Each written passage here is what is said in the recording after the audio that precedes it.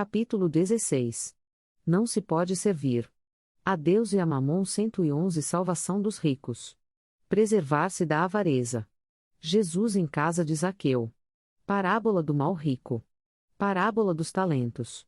Utilidade providencial da riqueza. Provas da riqueza e da miséria. Desigualdade das riquezas. Instruções dos espíritos, a verdadeira propriedade. Emprego da riqueza. Desprendimento dos bens terrenos. Transmissão da riqueza. Salvação dos ricos. 1. Ninguém pode servir a dois senhores, porque ou odiará a um e amará o outro, ou se prenderá a um e desprezará o outro. Não podeis servir a Deus e a Mamon. Lucas 16, 13, 2.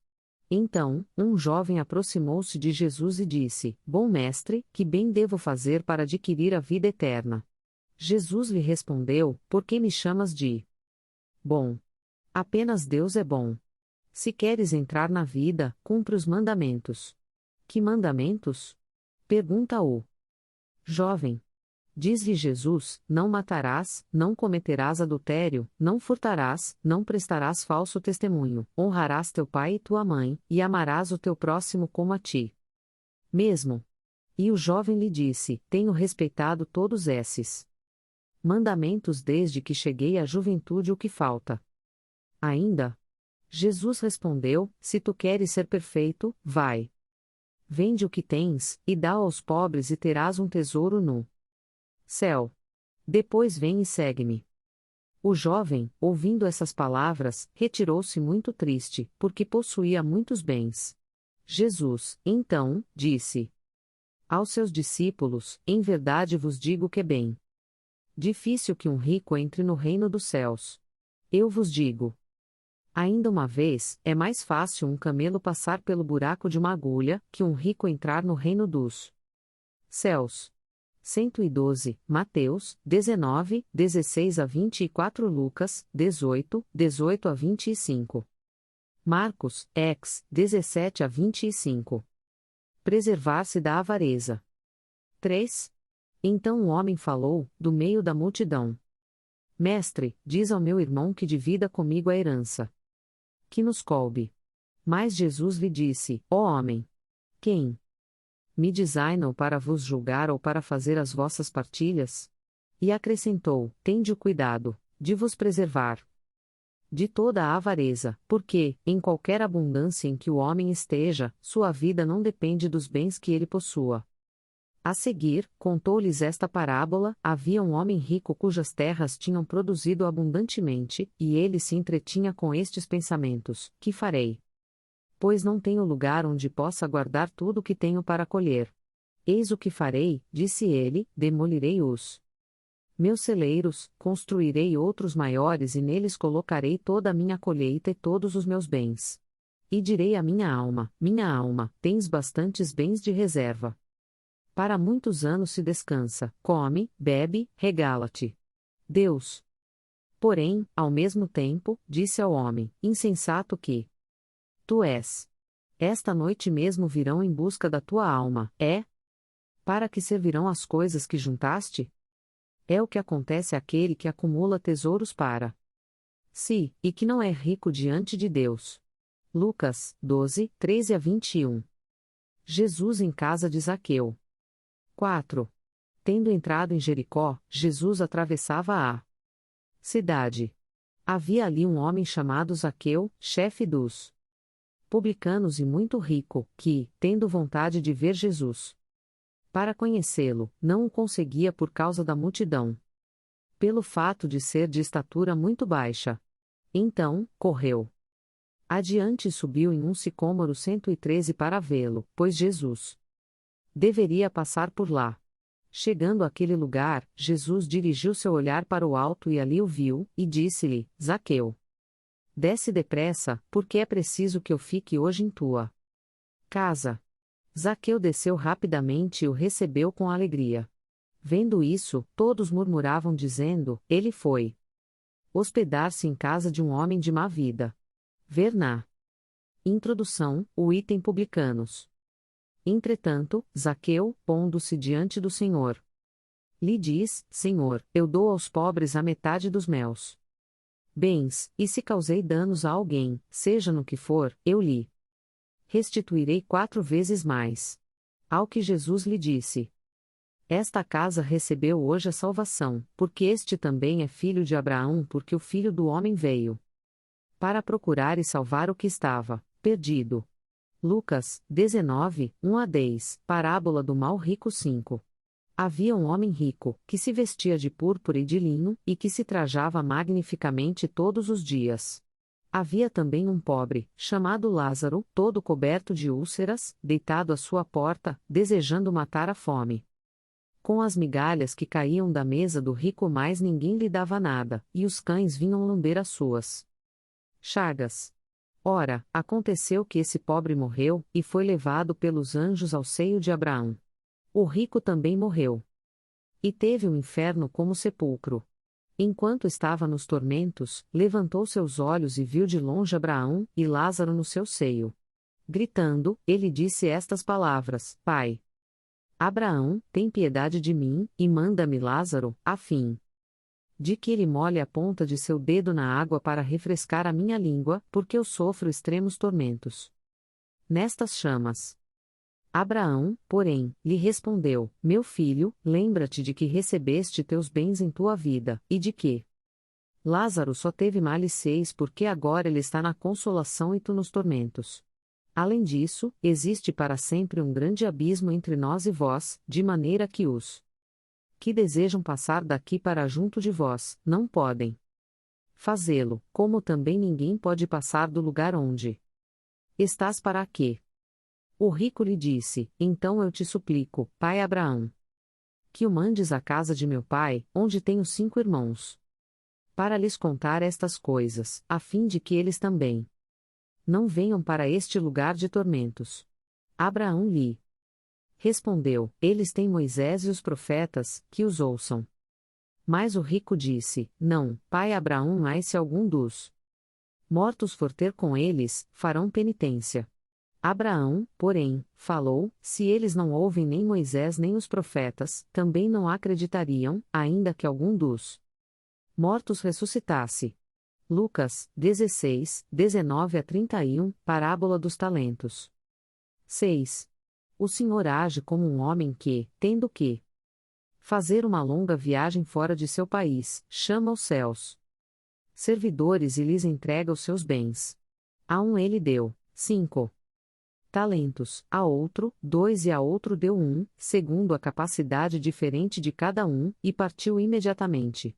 Aquele servidor que havia recebido 5 talentos foi-se embora, negociou com esse dinheiro, e ganhou mais 5. O que recebeu 2, ganhou, da mesma forma, outros 2. Mas aquele que só recebeu 1 talento, cavou um buraco na terra e ali escondeu o dinheiro que recebera.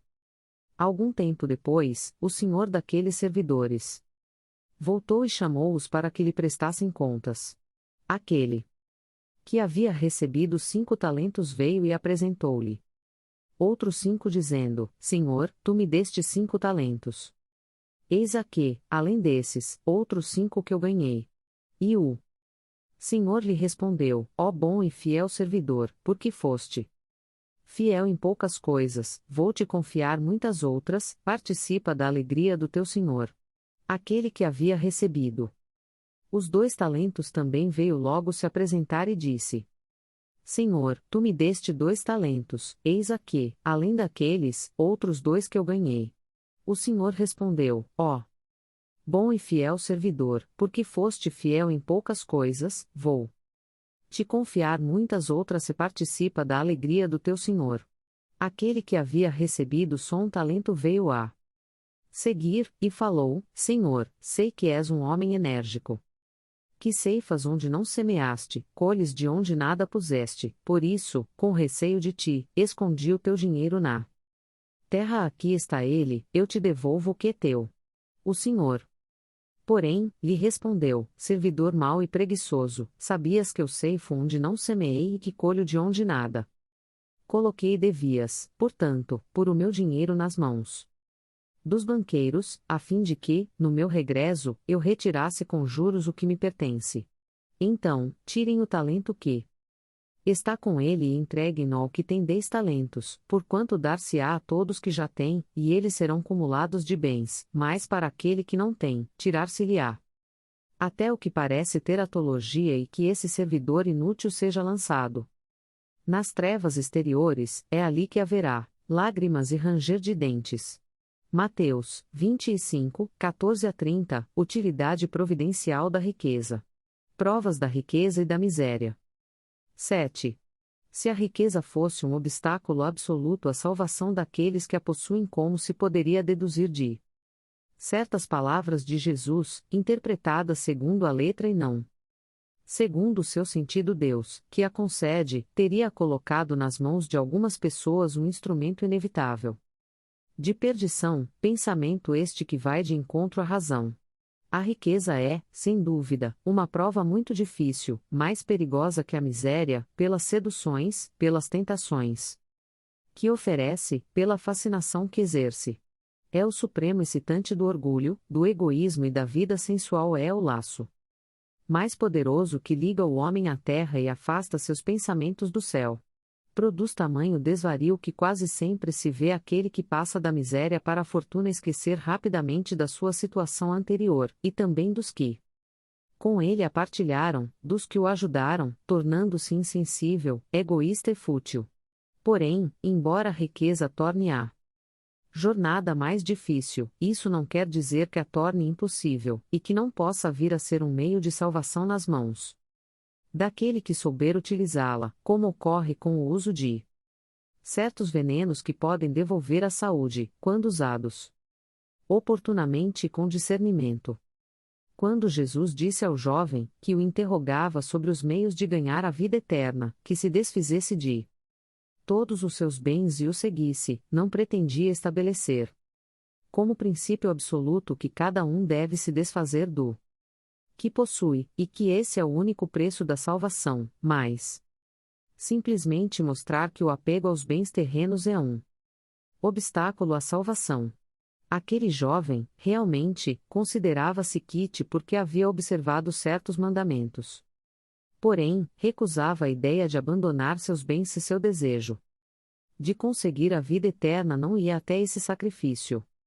A proposta que Jesus lhe fez era uma prova decisiva. Para esclarecer o mais íntimo do seu pensamento, ele podia, sem dúvida alguma, ser um homem perfeito, honesto, segundo o mundo terrestre, não fazer mal a ninguém, não maldizer o seu próximo, não ser fútil nem orgulhoso, honrar seu pai e sua mãe, mas não possuía a verdadeira caridade, pois a sua virtude não ia até a abnegação. Eis aí o que Jesus quis demonstrar era uma aplicação do princípio: fora da caridade não há salvação. A consequência dessas palavras, tomadas em sua rigorosa acepção, seria a abolição da fortuna, como prejudicial à felicidade futura e como fonte de uma infinidade de males sobre a terra. Além disso, seria a condenação do trabalho que pode proporcioná-la consequência absurda, que reconduziria o homem à vida selvagem, e que, por isso mesmo, estaria em contradição com a lei do progresso, que é uma lei de Deus. Se a riqueza é a fonte de tantos males, se desperta um número tão grande de más paixões, se também provoca tantos crimes, não é a ela que devemos culpar, mas ao homem que dela abusa, como abusa de todos os dons que Deus lhe deu pelo abuso, ele torna pernicioso o que lhe poderia ser muito útil. É a consequência do estado de inferioridade do mundo terrestre. Se a riqueza só devesse produzir o mal, Deus não a teria posto sobre a terra. Pertence ao homem fazer com que ela produza o bem. Se não é um elemento direto do progresso moral, a riqueza é, sem a menor dúvida, um poderoso elemento de progresso intelectual. Efetivamente, o homem tem por missão trabalhar pela melhoria material do globo, deve desbravá-lo, saneá-lo, prepará-lo para um dia receber toda a população que a sua extensão comporta.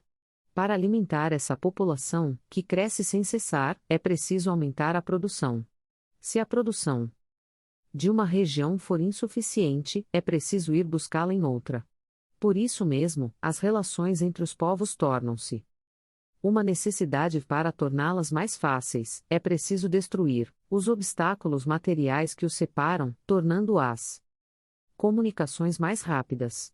Para trabalhos que se tornaram a obra dos séculos, o homem teve que buscar materiais até nas entranhas da terra. Procurou na ciência os meios de executá-los mais segura e mais rapidamente, porém, para fazê-lo, precisava de recursos, a necessidade o fez criar a riqueza, como o havia feito descobrir a ciência. A atividade necessária para esses mesmos trabalhos ampliou e desenvolveu sua inteligência, essa inteligência, que ele concentrou inicialmente na satisfação das necessidades materiais. Mais tarde o ajudará a compreender as grandes verdades morais. Sendo a riqueza o principal meio de execução, sem ela não haveria grandes trabalhos, nem atividades, nem estímulos, nem pesquisas. É com razão, portanto, que ela é considerada como um elemento de progresso. Desigualdade das riquezas. 8. A desigualdade das riquezas é um desses problemas que se procuram resolver inutilmente, quando se leva em consideração apenas a vida atual. A primeira questão que se apresenta é esta: por quê? Todos os homens não são igualmente ricos? Isso acontece por uma razão muito simples, é que os homens não são igualmente inteligentes, ativos e laboriosos para adquirir, nem sóbrios e previdentes para conservar. Aliás, é um ponto matematicamente demonstrado que, se a riqueza fosse repartida igualmente, daria a cada pessoa uma parte mínima insuficiente que, supondo-se essa divisão realizada, o equilíbrio em pouco tempo seria rompido, por causa da diferença de caracteres e de aptidões que, supondo a divisão possível e durável, tendo cada um apenas o necessário para viver, o resultado seria o aniquilamento de todos os grandes trabalhos que contribuem para o progresso e o bem-estar da humanidade que, supondo-se que ela desse a cada o necessário, não haveria mais o estímulo que leva o homem às grandes descobertas e aos empreendimentos úteis. Se Deus concentra a fortuna em certos lugares, é para que dali ela se expanda, em quantidades suficientes, segundo as necessidades. Admitindo-se esse raciocínio, pergunta-se por que Deus a concede a pessoas incapazes de fazê-la frutificar para o bem de todos. Essa ainda é uma prova da sabedoria e da bondade divinas. Dando ao homem o livre-arbítrio, quis Deus que ele chegasse, por sua própria experiência, a diferenciar o bem do mal, e que a prática do bem fosse o resultado dos seus esforços e da sua própria vontade. Ele não deve ser conduzido fatalmente nem ao bem nem ao mal, se assim não fosse o homem, seria apenas um instrumento passivo e irresponsável, como os animais. A riqueza é um meio de experimentá-lo moralmente, mas como, ao mesmo tempo, é um poderoso meio de ação para o progresso, Deus não quer que ela fique muito tempo improdutiva, eis por que incessantemente a transfere. Cada um deve possuí-la, para si. Exercitar na maneira de servir-se dela e provar que sabe utilizá-la. No entanto, como há a impossibilidade material de que todos a possuam ao mesmo tempo, além disso, se todos a possuíssem, ninguém trabalharia e, em consequência, o aperfeiçoamento da terra sofreria, cada um a possui por sua vez. Assim sendo, aquele que hoje não a tem, já a teve ou a terá em outra existência, e o que agora possui poderá não tê-la mais amanhã. Há ricos e pobres porque Deus sendo justo, cada um deve trabalhar por sua vez. A pobreza é para uns a prova da paciência e da resignação, a riqueza é para outros a prova da caridade e da abnegação. Lamenta-se, com razão, o uso deplorável que algumas pessoas fazem das suas riquezas, as paixões desprezíveis que a cobiça desperta, e pergunta-se: Deus é justo ao dar a riqueza a tais pessoas? É certo que, se o homem só tivesse uma existência, nada justificaria semelhante divisão dos bens da terra, mais se, em lugar de limitarmos nossa visão à vida presente, considerarmos o conjunto das existências, veremos que tudo se equilibra com justiça. O pobre, portanto, não tem nenhum motivo para acusar a providência, nem para invejar os ricos, assim como os ricos não o têm para se vangloriarem do que possuem. Se abusam da riqueza, não será com decretos, nem com leis referentes a despesas ou ao luxo, que se irá remediar o mal. As leis podem momentaneamente modificar o exterior, mas não podem modificar o coração, eis porque têm uma duração temporária e são sempre seguidas de uma reação desenfreada. A origem do mal está no egoísmo e no orgulho. Os abusos de toda a espécie cessarão por si mesmos, quando os homens se pautarem pela lei da caridade.